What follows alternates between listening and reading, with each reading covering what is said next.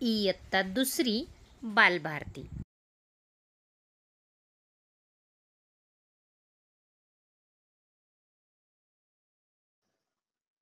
इयत्ता दुसरी बालभारती. घटक चतुर हिराबाई.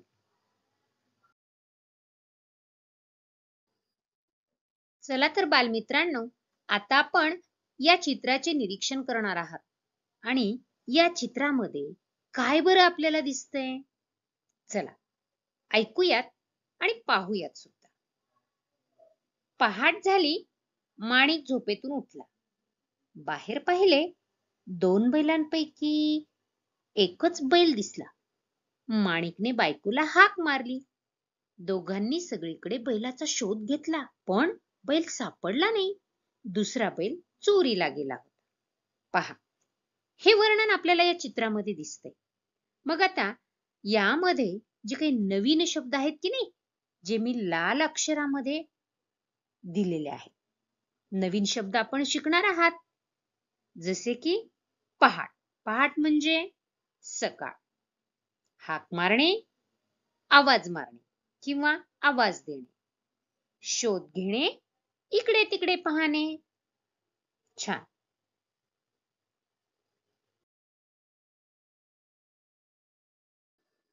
आता हे दुसरे चित्र पहा बरं.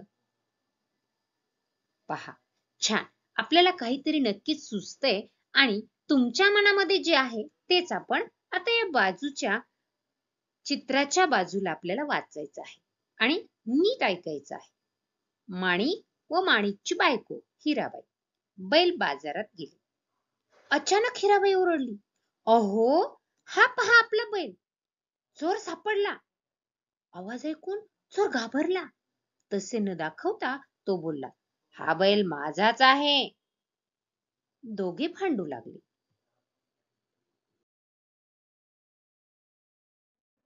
आणि हो, ही जी काही हिराबाई होती ना, ही हिराबाई खूप चतुर होती. तिने बैलाचे डोळे हाताने बंद केले. चोराला विचारले, बैलाचा कोणता डोळा अधू आहे ते सांग बरं. आणि बरोबर सांगितले तर बैल तुझा. चोराने अगोदर उजवा, मग डावा, उजवा, डावा असं तो सांगत राहिला. पहा, यामधील जे काही लाल अक्षर आहेत, लाल शब्द आहेत की नाही, ते आहेत चतुर आणि अधू. त्याचे खाली अर्थ दिलेत. चतुर म्हणजे हुशार आणि अधू म्हणजे जखमी. चोराने डावा उजवा करता करता हिराबाईने हात बाजूला केला. बैलाचा कोणताही डोळा अधू नाही असे दिसले. लोकांनी चोराला पकडले. पोलीस आले आणि चोराला घेऊन गेले. माणिक आणि हिराबाई बैल घेऊन आनंदाने घरी गेले. काय बालमित्रांनो, आवडली की नाही गोष्ट? खूप छान.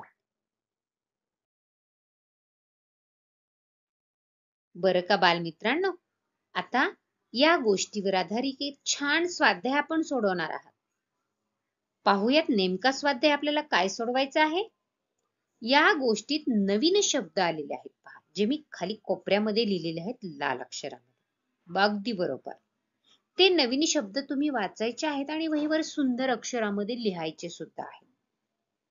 या गोष्टीतील हिराबाई आणि माणिक ही नावे बदलून तुझ्या आवडीची नावे टाकून गोष्ट तू पुन्हा सांगायची आहे. आपल्या मित्राला, आपल्या आईबाबांना किंवा तुम्हाला ज्यांना सांगावीशी वाटेल त्यांना. पुढचा प्रश्न आहे, या गोष्टीत प्रत्येक चित्रात काय काय दिसते ते सांगायचं आहे.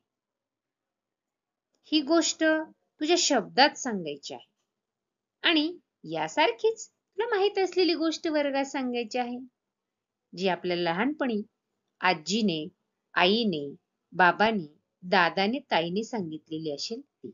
असा हा स्वाध्याय पूर्ण करून आपण आपल्या मित्राला, आपल्या आईबाबांना दाखवणार आहात.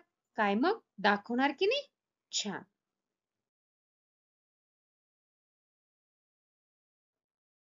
चला तर पुन्हा भेटणार आहोत नवीन छान पाठासह. तोपर्यंत धन्यवाद.